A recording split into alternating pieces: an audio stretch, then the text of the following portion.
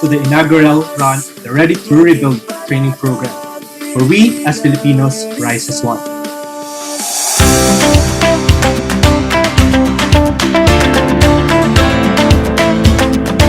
This training will provide you the knowledge and skill set to actually prepare for the recovery process even before a devastation occurs secondary to a given emergency.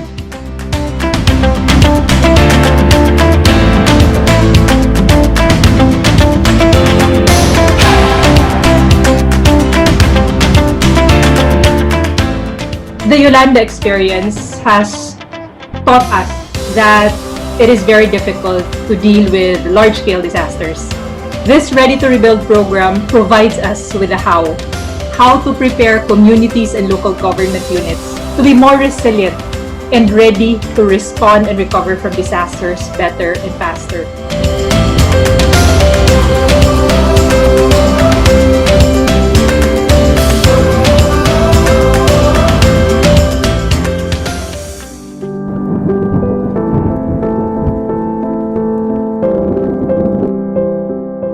We experienced in year 2020, November, Typhoon Ulysses. But before that, 4 typhoons passed by our area.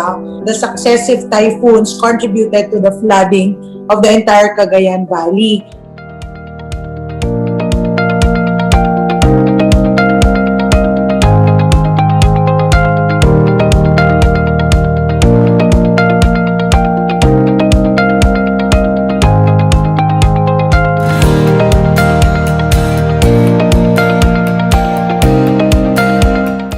Amin yung pinaka-importante is yung nung in-emphasize dun sa first few sessions namin na importante yung baseline data, yung preparation, yung planning na portion ng disaster recovery and rehabilitation program. Na considering na kung wala ka nun, dyan na yung problema.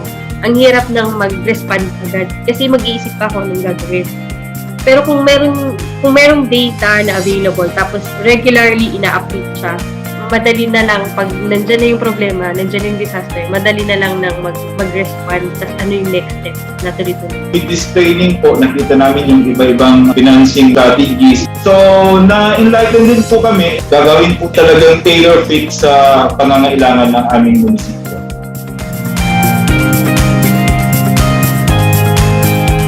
Sa is a fair localized context. Ideally po, dapat sana as long as nakikita ko po na maganda ang program, magbe-benefit nito ang aming munisipyo, and the willingness ng aking mga team managers and department heads, doon lang po magiging effective yung program para sa amin. Times of disaster, at least hindi kami yung parang nangungulenat compared before. So parang at least from now on, moving forward, prepared na yung Narvacan in terms of response, recovery, and rehabilitation. Yun po, napakaganda po ng programa. Wala kang pwede itapon.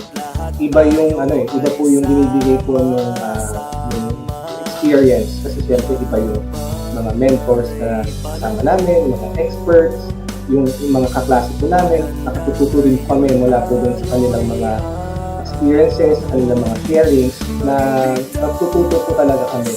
Wala po kasi akong narinig o nabalitaan na parang ganito focus po na program or capacity building which focuses on recovery and rehabilitation.